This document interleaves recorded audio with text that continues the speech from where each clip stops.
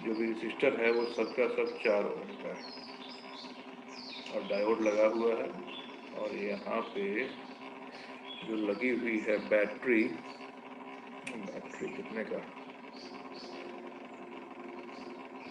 10 volt की battery low,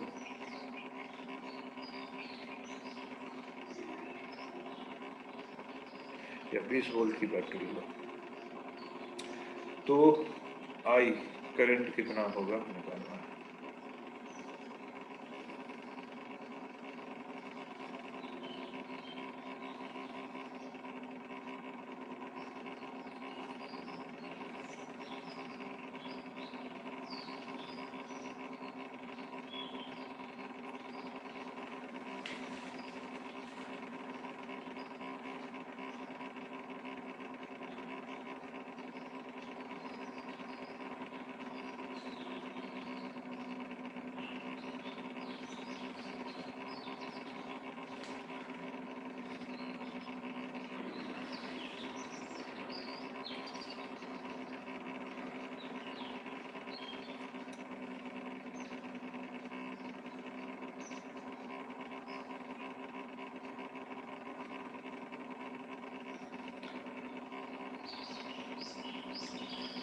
diode forward bias है कि रिवर्स बायस है? रिवर्स बायस है। तो रिवर्स बायस है तो हट जाएगा, वहां से कुछ नहीं होगा। जैसे रिवर्स बायस हुआ तो ये हट गया, यहाँ कोई कनेक्शन नहीं है। अब यहाँ कोई कनेक्शन नहीं है तो क्या बच गया इसमें?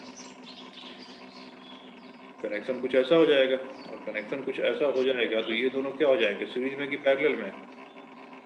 सीरीज में। सीरीज में। सीरीज में, तो ये हो जाएगा फिर, और ये 4 के साथ फिर क्या बनेगा, पैरेलल हो जाएगा।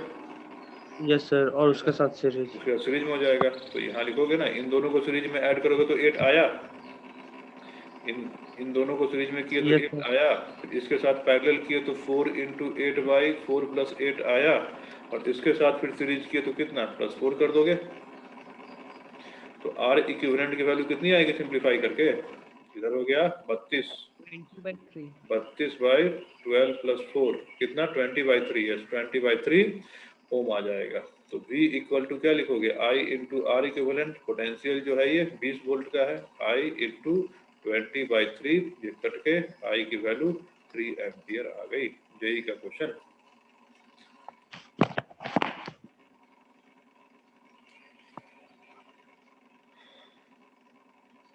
ठीक है, यस सर। ओके, एक और कर लो, ये भी उसी का पूछा हुआ है।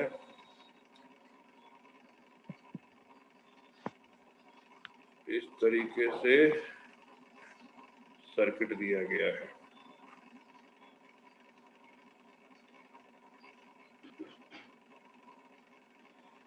और 20 वोल्ट की बैटरी चलो इसमें भी लगाई गई है। ये रेसिस्टर 6 ओम का है, ये मान लो 12 ओम का है, और ये जो है ये भी कितना, 6 ओम का मान लो। बताओ करंट कितना, यहाँ से जो करंट जा रहा है ये करंट कितना?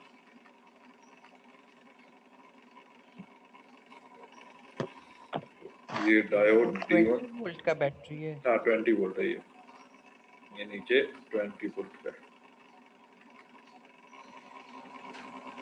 5 हो जाएगा।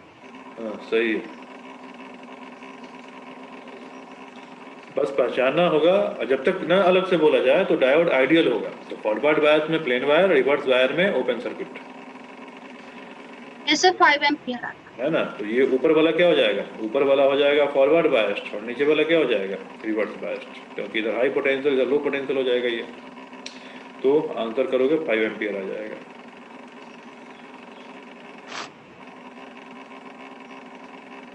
ठीक है, अब कई बार आइडियल डायोड नहीं भी हो सकते हैं, ऐसे भी क्वेश्चन आया हुआ है इसमें आइडियल डायोड नहीं है। जैसे मान लो नेक्स्ट क्वेश्चन अगर पूछा जाए कि एक सिंपल सी सर्किट दे दी गई,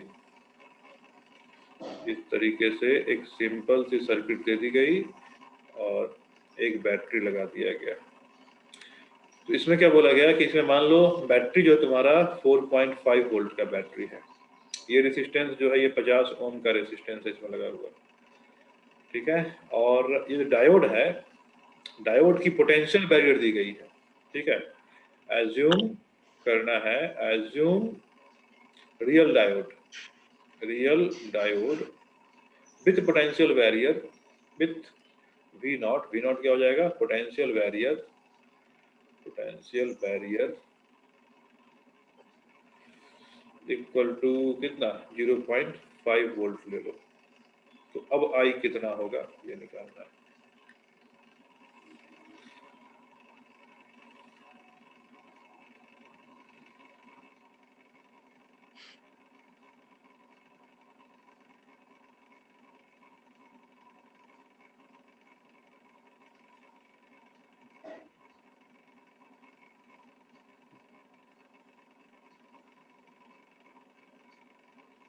तो इसमें क्या करोगे आप, पोटेंशियल बैरियर क्या करता है, बैटरी के पोटेंशियल में एडअप होता है या फिर माइनस होता है।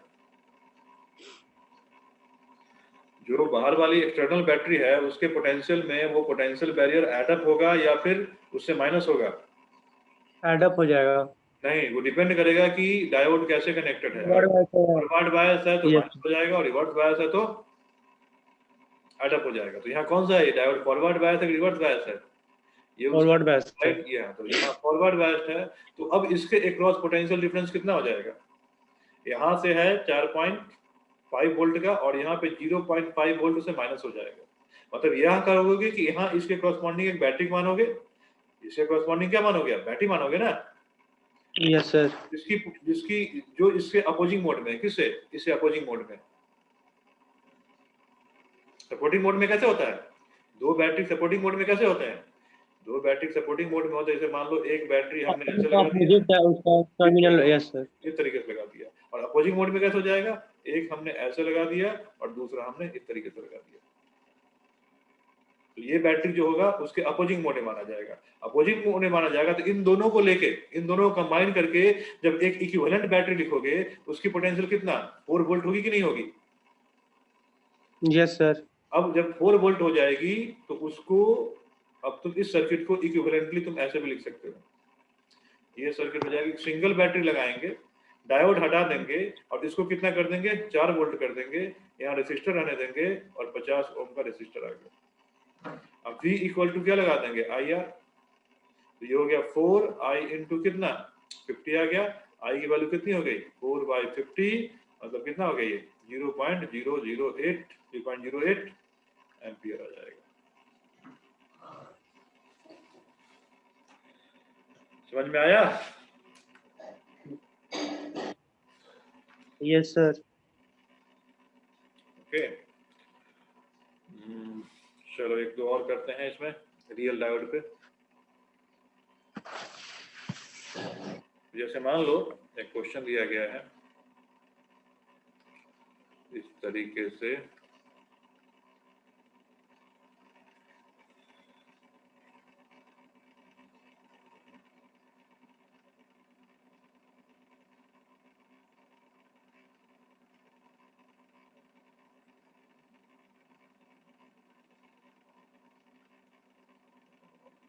इसमें भी एक रेसिस्टर लगाया गया है, ये R1 है, ये R2 है और ये R3 है और बैटरी जो है 50 वोल्ट का है, ठीक है। अब इसमें R1 equal to R2 equal to R3, ये तुमको दिया गया है कितना 50 ओम का, मान लो ये 50 ओम का दिया गया है। और क्या है देखो, हाँ ये दिया गया, डायोड सारे रियल है, यहाँ diode 1, diode 2 and diode 3, diodes are real, diodes are real है। और क्या, और इसमें मान लो कि जो भी डायोड है ना, जो भी डायोड है उसकी फॉरवर्ड बायसनेस है, डायोड अगर फॉरवर्ड बायस में है तो उसके कॉरस्पॉन्डिंग जो रेसिस्टेंस है वो सपोज कर लो 20 ओम का। मतलब अब जो रियल डायोड है उसमें फॉरवर्ड बायस जो है उसकी रेजिस्टेंस 0 नहीं रही, वो कुछ ना कुछ वैल्यू दे दी गई है, वो 20 ओम का है। और जो रिवर्स बायस है उसकी रेजिस्टेंस इन्फिनिटी है। अब बता रहा है, पूछ रहा है कि ये आई करंट कितना होगा।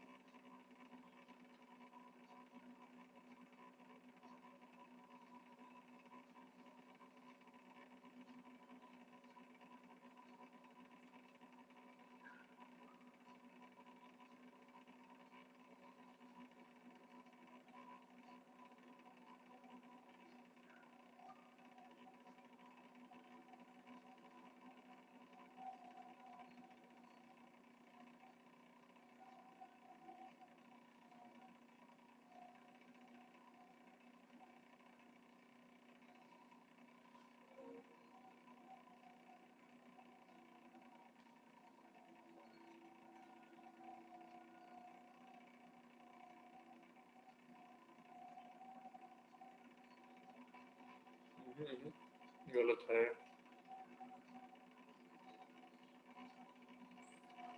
सब 5/12। सही है।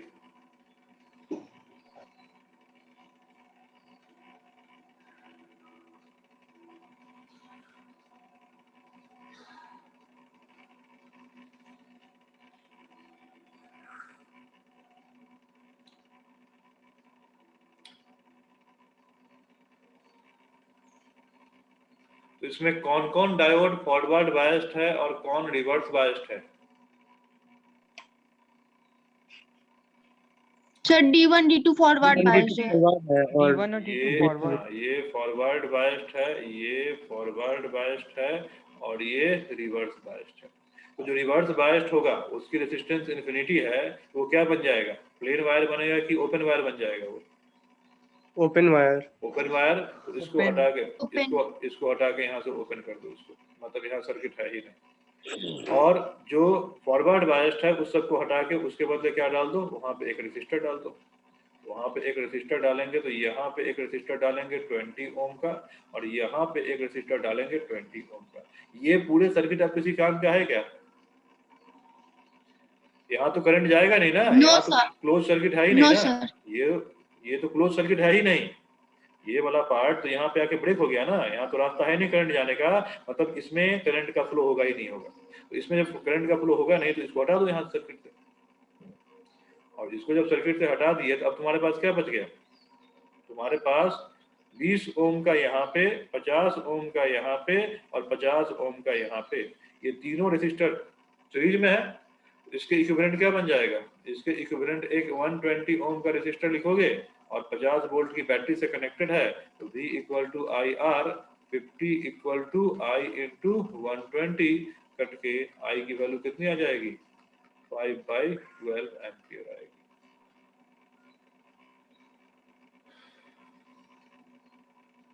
ठीक। Yes, sir. एक सीबीएसई का क्वेश्चन देते हैं, सीबीएसई में पूछा हुआ क्वेश्चन।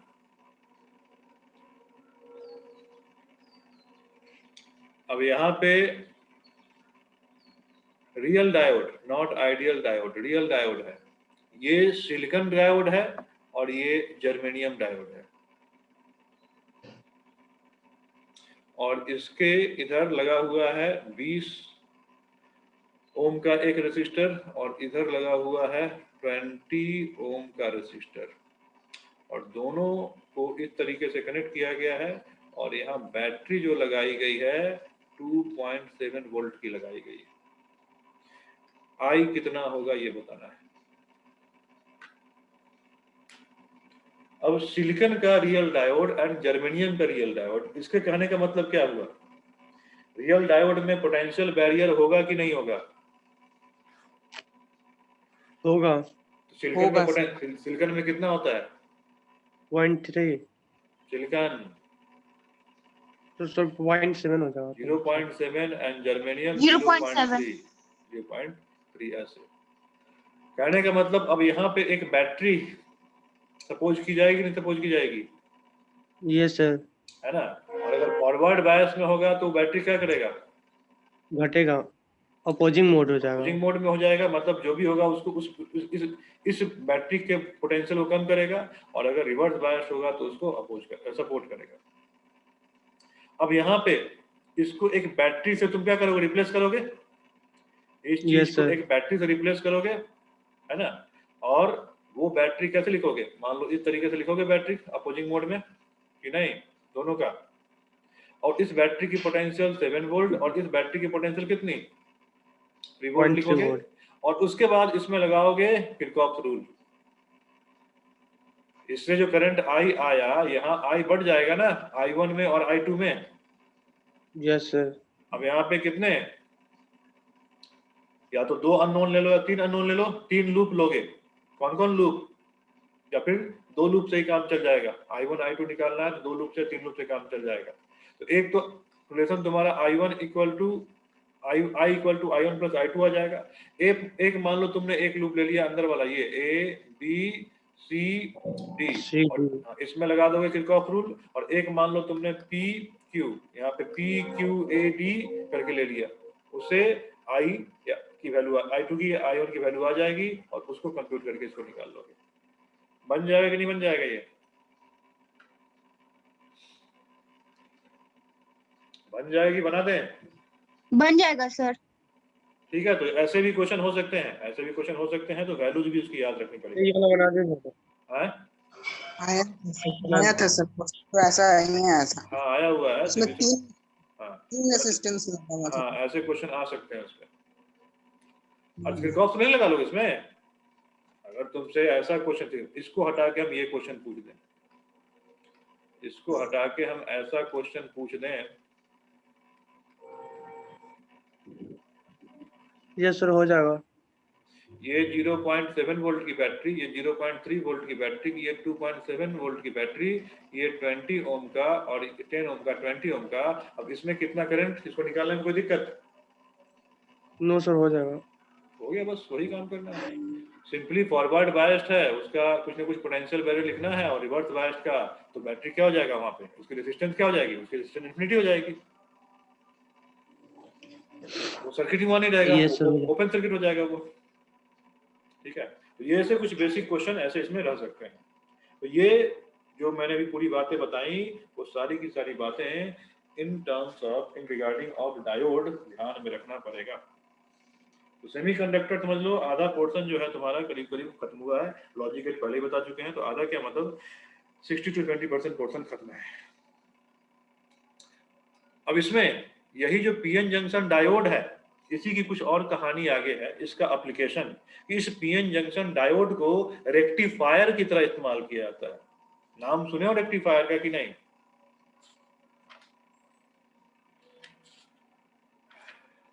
इसमें एक चीज ध्यान रखना, ये जो अभी टाइप ब्रेक डाउन की हम बात किए थे अभी कुछ देर पहले, है ना, रिवर्स बायस्ड में जो ब्रेक डाउन की बात किए थे, जीनर ब्रेक डाउन और एवलांचे ब्रेक डाउन की बात किए थे, इसको हम लास्ट में डिस्कस करेंगे। और फिर डिफरेंट टाइप ऑफ डायोड जो होता है उसको भी लास्ट में डिस्कस करेंगे। अब इस पीएन जंक्शन डायोड का एक एप्लीकेशन होता है, इस पीएन जंक्शन डायोड का एक एप्लीकेशन होता है, जो एप्लीकेशन का नाम होता है रेक्टिफायर। तो रेक्टिफायर क्या होता है? रेक्टिफायर एक इलेक्ट्रॉनिक डिवाइस या कंपोनेंट होता है सर्किट में लगा हुआ। उसका काम ये होता है कि अगर उसको इनपुट एसी वोल्टेज दिया जाए, रेक्टिफायर एक ऐसा डिवाइस होता है कि अगर उसको इनपुट वोल्टेज एसी दिया जाए तो उसको आगे वो डीसी में कन्वर्ट कर देगा। बात समझ रहे हो, नहीं समझ रहे हो इस चीज को? एसी करंट किसको ये बोलते सर हैं? मैच द फॉलोइंग में था इसका। रेक्टिफायर का यस। नो सर था, बस बहुत सारा उसमें ट्रांसफार्मर, रेक्टिफायर ये सब का मतलब हाँ, किस तो को ये उसका क्या यूज रहता है?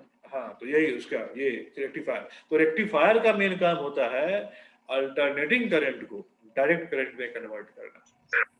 ठीक है, तो अल्टरनेटिंग करंट क्या होता है? अल्टरनेटिंग करंट को डिफाइन क्या डिफाइन किया गया है? तो वो करंट जो कि एक पीरियोडिक टाइम इंटरवल में क्या करता हो, वैरी करता हो, और प्लस वैरी करता हो, प्लस उसकी दो डायरेक्शन हो। मतलब हाफ साइकिल के लिए करंट का डायरेक्शन अगर क्लॉकवाइज होगा, तो अनदर हाफ साइकिल के करंट का डायरेक्शन सर्किट में क्या हो जाएगा, एंटी क्लॉकवाइज हो जाएगा। तो इस तरह अगर करंट फ्लो करता है, उस करंट को हम लोग एसी करंट बोलेंगे। डीसी करंट क्या हो सकता है? कि डीसी करंट में भी वेरिएबल हो सकता है, मतलब उसकी वैल्यू 0 से लेके मैक्सिमम और 0 जाएगी, लेकिन उसके फ्लो का डायरेक्शन क्या होना चाहिए? फ्लो का डायरेक्शन चेंज नहीं होना चाहिए। बात समझ में आया? Yes sir. एक तो बैटरी सप्लाई करेगा वो डीसी करंट, उसमें ना तो उसकी मैग्नीट्यूड चेंज होती है और ना तो उसकी डायरेक्शन चेंज होती है, वो भी डीसी करंट हुआ। और एक होता है कि अगर मैग्नीट्यूड चेंज हो भी रहा है बट उसका डायरेक्शन चेंज नहीं होना चाहिए। बात समझ में आया? तो जनरली जो पावर ट्रांसमिशन स्टेशन होता है, वहां से तो हमें कौन सा करंट मिलता है?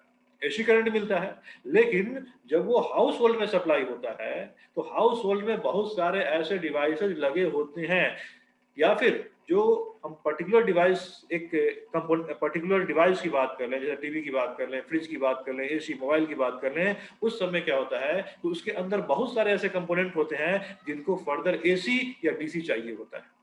तो मान लो अंदर जो सप्लाई होगा, वहां पे अगर रिक्वायरमेंट अल्टरनेटिंग करंट और डायरेक्ट करंट की दोनों की है, तो पूरे के पूरे कंपोनेंट में क्या सप्लाई किया जाएगा? Alternating current. अब जिस कंपोनेंट को डीसी सप्लाई किया जाएगा, जिस कंपोनेंट को डीसी करंट चाहिए होगा उसके पीछे इस रेक्टिफायर को लगा दिया जाता है, ताकि उसके इनपुट में क्या मिले, अल्टरनेटिंग करंट, और वो आउटपुट आगे दे डीसी करंट, और वो उस कंपोनेंट को डीसी करंट सप्लाई करे। तो वहां पे इस रेक्टिफायर की जरूरत पड़ती है। अब ये रेक्टिफायर जो होता है, दो तरह का रेक्टिफायर होता है, एक होता है हाफ वेव रेक्टिफायर और एक होता है फुल वेव रेक्टिफायर। अब यही रेक्टिफायर सर्किट क्या होता है, उसी में डायोड का कैसे इस्तेमाल किया जाता है, तो आगे हम यही देखने वाले हैं। अब इसमें अल्टरनेटिंग करंट में जो जो रिजल्ट हमने निकाले थे, अल्टरनेटिंग करंट में जो आरएमएस वैल्यू, एवरेज वैल्यू इस तरह निकाला गया था, उन सब चीजों का इस्तेमाल होगा यहाँ पे। ठीक है, तो अब इसमें हम देखते हैं रेक्टिफायर क्या होता है, इसकी चर्चा करते हैं। तो रेक्टिफायर, तो इसके बारे में लिखा क्या जाएगा कि होता क्या है ये, तो होता है a device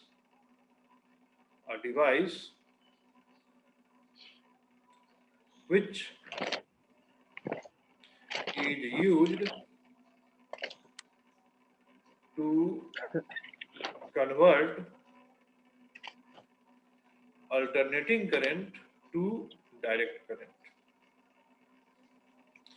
is known as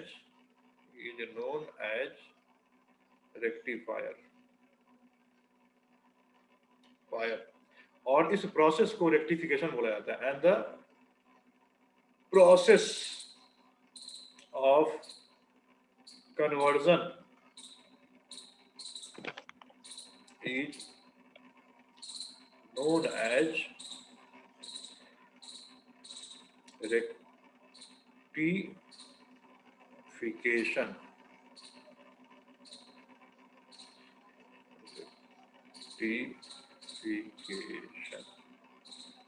अच्छा, ये डायोड है हमारा, ये डायोड अगर किसी सर्किट में लगा हुआ है तो ये अपने थ्रू किसी एक ही डायरेक्शन में करंट फ्लो अलाउ करेगा कि दोनों डायरेक्शन में अलाउ करेगा।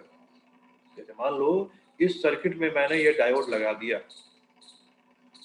ठीक है, तो ये अपने थ्रू इस सर्किट में केवल इसी डायरेक्शन में करंट अलाउ करेगा या इसके अपोजिट में भी अलाउ करेगा? एक ही डायरेक्शन में, एक ही डायरेक्शन में ना। अगर बैटरी को मैंने ऐसे कनेक्ट किया तो फॉरवर्ड बायस रहेगा तो अलाउ करेगा, लेकिन अगर इसी को रिवर्स बायस बना दिया जाए तो इसमें करंट का अलाउ नहीं करेगा ये।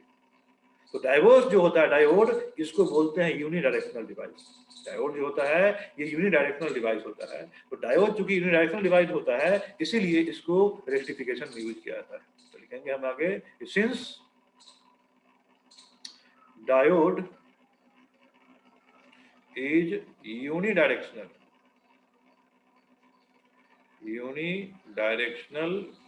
डिवाइस। तो हम लोग बस एसी को ही डीसी में कन्वर्ट कर सकते हैं, डीसी को तो ऐसे भी नहीं कर सकते हैं। बिल्कुल कर सकते हैं, दोनों काम होता है। अभी तुम जितनी चीजें सोच सकते हो ना उससे ज्यादा काम होता है। इंजीनियरिंग इतना वास्ट हो चुका है। ये जो मॉडर्न का नाम सुने कि नहीं सुने हो? Modem, yes sir. मॉडर्न है ना, तो मॉडर्न जो होता है वो मॉड्यूलेटर और डिमॉड्यूलेटर, उसका काम ही होता है एसी से डीसी में कन्वर्ट करना और डीसी से एसी में कन्वर्ट करना। मॉडर्न का काम ही होता है। वो जनरली सिग्नल को कन्वर्ट करता है। वो जनरली क्या करता है, सिग्नल को कन्वर्ट करता है, और सिग्नल जो होता है वही एसी डीसी के फॉर्म में होता है। तो दोनों काम कर सकते हैं हम लोग, एसी को डीसी में भी कन्वर्ट कर सकते हैं और डीसी को एसी में भी कन्वर्ट कर सकते हैं। बट मोस्टली क्या होता है, नहीं, रेक्टिफायर केवल एक काम करेगा। रेक्टिफायर केवल एक काम करेगा, एसी को डीसी में कन्वर्ट करेगा। रेक्टिफायर केवल एसी को डीसी में कन्वर्ट करेगा। लेकिन हमें जो काम क्या हो सकता है और क्या होना चाहिए, हमें किसी की जरूरत होती है। हमें जो पावर ट्रांसमिशन होता है पावर स्टेशन से, वहां से एसी मिल ही जाता है ना, वहां से एसी मिल जाता Yes, है। लेकिन वो एसी क्या होता है, हाई वोल्टेज का होता है। तो अगर उसको हाउस होल्ड में सप्लाई करना है तो उसकी वोल्टेज कम करने के लिए पहले क्या लगाया जाएगा, ट्रांसफार्मर लगाया जाएगा। ट्रांसफार्मर, और ट्रांसफार्मर से भी आगे मिलेगा तो क्या मिलेगा, एसी करंट मिलेगा या डीसी करंट मिलेगा? उससे एसी करंट ही मिलेगा, लेकिन कम वोल्टेज का मिलेगा। कम वोल्टेज या ज्यादा वोल्टेज जो हमें रिक्वायरमेंट से मिलेगा वो। लेकिन अगर मान लो जैसे लैपटॉप में ही बहुत सारा कंपोनेंट होता है, रैम होता है, प्रोसेसर होता है, उसका और सारा चिप्स वगैरह होता है, उसमें हर एक जो होते हैं उसमें से कुछ कुछ कंपोनेंट जो होते हैं जिनको कांस्टेंट डायरेक्ट करंट चाहिए, उनको फ्लक्चुएशन नहीं चाहिए। उसमें एक ही पर्टिकुलर डायरेक्शन में करंट चाहिए, रिवर्स डायरेक्शन में करंट को अलाउ नहीं करते हैं। तो वहां पे अगर एसी टू डीसी अगर कन्वर्ट करना है तो वहां पे डायोड लगाया जाएगा। समझ में आया? तो एक Yes, sir. पीएन जंक्शन का डायोड की तरह है, लेकिन इस पीएन जंक्शन, ये जो सेमीकंडक्टर है, इसका मेन इस्तेमाल रेक्टिफायर में नहीं होता है, इसका मेन इस्तेमाल होता है ट्रांजिस्टर में। ट्रांजिस्टर जहां पे डेटा कम्युनिकेशन में, ये ट्रांजिस्टर ये करीब खोजा गया था 1948 में खोजा गया था। उससे पहले जितने भी जो डिवाइसेस थे जो ट्रांजिस्टर का काम करते थे वो साइज में काफी बड़े हुआ करते थे। सुने होंगे वैक्यूम ट्यूब डिवाइस हुआ करता था, है ना, जो पहले कंप्यूटिंग डिवाइस हुआ करता था, उसको रिप्लेस करके ट्रांजिस्टर आया था। तो ये जो पीएन जंक्शन जो डायोड्स है उनका मेन इस्तेमाल इसको और मॉडिफाई करके ट्रांजिस्टर के फॉर्म में किया गया है। अब ट्रांजिस्टर से मतलब रेडियो मत समझ लेना, कुछ लोग रेडियो को भी ट्रांजिस्टर बोलते हैं, उसका कारण था रेडियो को ट्रांजिस्टर बोले जाने के कारण, ये बताएंगे जब ट्रांजिस्टर टॉपिक पढ़ाएंगे ना उसमें बताएंगे। चलो अभी रेक्टिफायर के बारे में देख लेते हैं कि रेक्टिफायर में डायोड क्यों इस्तेमाल होता है। तो रेक्टिफायर में इसलिए डायोड इस्तेमाल किया जाता है कि डायोड यूनिडायरेक्शनल डिवाइस होता है और वो सर्किट में एक ही डायरेक्शन में करंट अलाउ करेगा। तो लिखेंगे since diode is a unidirectional device. Sir इसमें थोड़ा डाउट था सर। क्या बोलो? सर यूनिडायरेक्शनल और ट्रांसमीटर बनता है उसमें थोड़ा। यूनिडायरेक्शनल में यूनिडायरेक्शनल बताया ना अभी, बताते हैं रुको। रेक्टिफायर देखो, अभी forward biased and reverse biased तुमको समझ में आया कि नहीं आया? Yes sir. देखो अगर डायोड ऐसे लगा हुआ है सर्किट में और बैटरी को तुमने इस तरीके से कनेक्ट कर दिया, तो फॉरवर्ड ये पी जंक्शन है और ये एन जंक्शन है, तो ये बैटरी का हाई पोटेंशियल, ये बैटरी का लो पोटेंशियल। अभी ये जो है पी हाई से कनेक्टेड है और ये लो से कनेक्टेड है, तो ये फॉरवर्ड बायस्ड है। तो फॉरवर्ड बायस्ड में इसकी रेजिस्टेंस कम हो जाती है तो अपने थ्रू करंट अलाउ कर देता है। लेकिन अगर इसी में इसको क्या कर दिया जाए, इसको इस तरीके से कनेक्ट कर दिया जाए, अब क्या हो जाएगा, P लो हो जाएगा और N हाई हो जाएगा, तो ये रिवर्स बायस हो जाएगा। क्या अब ये डायोड अपने थ्रू करंट अलाउ करेगा क्या? नहीं। ये बैटरी अगर ऐसे कनेक्टेड है, मतलब करंट का फ्लो अगर ऐसे हो रहा है, कैसा क्लॉकवाइज, तो अलाउ कर रहा है। लेकिन यही करंट अगर एंटी क्लॉकवाइज फ्लो करना चाहा तो ये डायोड अपने थ्रू अलाउ करेगा क्या? नहीं करेगा ना। तो ये करंट केवल एक ही डायरेक्शन में दौड़ाएगा, एक ही, या तो क्लॉकवाइज या तो एंटी क्लॉकवाइज दौड़ाएगा। इसीलिए बोलते हैं करंट सर्किट में यूनिडायरेक्शनल ही जाएगा। ठीक है सर। समझ में आया ना? Yes sir. अब ये जो रेक्टिफायर होता है दो तरह का होता है ना। It is of two type, next लिखेंगे it is of two types. कौन सा? एक हो जाएगा हाफ वेव रेक्टिफायर,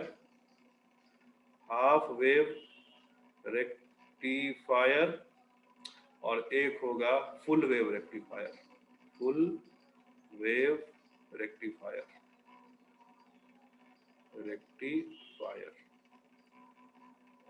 और फुल वेव रेक्टिफायर में भी दो तरह के रेक्टिफायर होते हैं। ये सब सीबीएसई का सब सिलेबस है, ये सब अभी जो भी सेमीकंडक्टर पढ़ा रहे हैं उसका जेईई एडवांस से कोई लेना देना नहीं है। ये नीट के, आईआईटी मेंस के और मेन सीबीएसई के।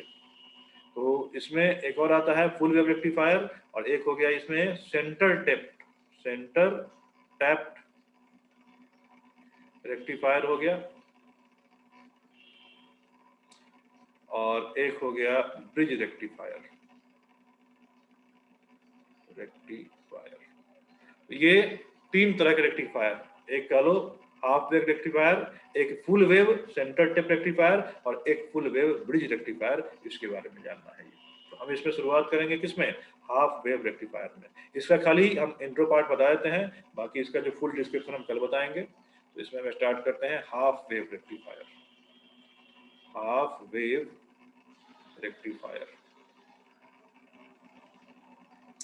अब क्या करो कि मान लो बहुत सिंपल सा सर्किट होता है इसका, इस तरीके से। अब इसके आगे जो रेजिस्टेंस लगा होता है ना, किताब में उसका नाम होता है लोड रेजिस्टेंस। लोड रेजिस्टेंस क्या होगा? ये वही डिवाइस होगा ये वही डिवाइस होगा जिसको डीसी करंट चाहिए होगा, उसी का एक सिंबॉलिक रिप्रेजेंटेशन है, लोड रेजिस्टेंस RL से डिनोट करेंगे। और यहाँ पे इसको जो कनेक्टेड किया जाएगा वो कनेक्टेड किया जाएगा एक अल्टरनेटिंग सोर्स से। अब अल्टरनेटिंग सोर्स कौन सा होता है? तो ट्रांसफार्मर। तो इस फिगर को कुछ ऐसे ही बनाया जा सकता है, किताबों में अगर देखोगे एनसीईआरटी वगैरह में तो वहां पे फिगर कुछ ऐसे बनाया गया होगा। ट्रांसफार्मर का जो फिगर होता है कि ये यहाँ से मेन अल्टरनेटिंग सोर्स से कनेक्टेड होगा, यहाँ पे 2 इंडक्टर्स इस तरीके से लगाए गए होंगे और इसमें डायोड लगाया जाता है, यहाँ पे लोड रेजिस्टेंस लगाया जाता है RL, और इस तरीके से बीच में एक लाइन भी ऐसे डाल दिया जाता है। ये कुछ इस तरह से तुमको डरावना सा फिगर दिखेगा, बट इससे घबराना नहीं है। ये पूरा का पूरा चीज क्या है? ये पूरा का पूरा चीज ट्रांसफार्मर है। इसको सिंपली रिप्लेस करके हम ऐसे बना सकते हैं। मतलब ये इधर का जो हम फिगर बनाए हैं ना, जिसको अभी हम सर्किल कह रहे हैं, वो पूरा अल्टरनेटिंग पावर सप्लाई का सोर्स है, जिसमें ये सिंबॉलिक रिप्रेजेंटेशन ये, और इसमें ये इंडक्टर बना दिया गया, ये इंडक्टर बना दिया गया, ये पूरा का पूरा ट्रांसफार्मर का रिप्रेजेंटेशन है। और इसको फिर कनेक्ट किया था, याद है ट्रांसफार्मर हम लोग पढ़ रहे थे, ट्रांसफार्मर का सिंबल यस सर। है ना, तो उसमें वही यहाँ से 2 आउटपुट निकला गया होगा कि इसको हम कनेक्ट करेंगे उससे, तो यहाँ पे उसी आउटपुट में क्या कर दिया गया, इस तरीके से डायोड लगा के और लोड रेजिस्टर लगा के डाल दिया गया, और ये ट्रांसफार्मर का पार्ट है। कहने का मतलब इस डायोड को अब क्या मिल रहा है, इनपुट जो मिल रहा है वो AC वोल्टेज से मिल रहा है, और AC वोल्टेज का EMF जो है E0 sin omega t, sinusoidal AC है, इस हिसाब से वेरी करेगा, और करंट जो I0 sin ओमेगा t के हिसाब से वेरी करेगा। अब इसमें जो इसकी फ्रीक्वेंसी होगी, इसकी एनुअल फ्रीक्वेंसी कितनी है, ओमेगा है कि नहीं है? Yes sir. और टाइम पीरियड इसका कितना हो जाएगा, 2 पाई अपॉन ओमेगा होगा कि नहीं होगा? तो हाफ Yes, साइकिल sir. के लिए, हाफ साइकिल के लिए मतलब 0 से लेके T/2 के लिए ये प्लस होगा और ये माइनस होगा, मतलब हाफ साइकिल के लिए ये ऐसा बैटरी बनेगा कि नहीं। मतलब अगर इसकी टाइम पीरियड 4 सेकंड की है, मान लो अगर इसकी टाइम पीरियड कैलकुलेट करें कितना आया, 4 सेकंड का आया, ओमेगा की वैल्यू कितना दे दिए, ओमेगा की वैल्यू पाई/2 दे दिए, तो 4 सेकंड होगा कि नहीं होगा? तो 4 सेकंड में Yes, sir. 2 सेकंड के लिए बैटरी इस तरह बनेगा, और फिर अगले 2 सेकंड के लिए कैसा बन जाएगा, ये ऐसा बन जाएगा। तो 2 सेकंड के लिए फॉरवर्ड बायस रहेगा, और नेक्स्ट 2 सेकंड के लिए क्या बनेगा, रिवर्स रिवर्स बायस। पास। तो जब फॉरवर्ड बायस बनेगा उसमें तो करंट अलाउ करेगा, लेकिन जब रिवर्स बायस होगा उसमें करंट बिल्कुल अलाउ नहीं करेगा। नहीं करेगा। तो इसी सर्किट को हाफ वेव रेक्टिफायर बोलते हैं।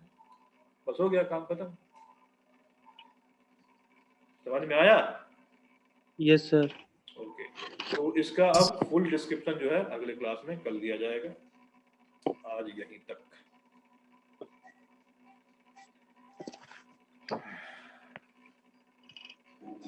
चलो एंड करते हैं इसको।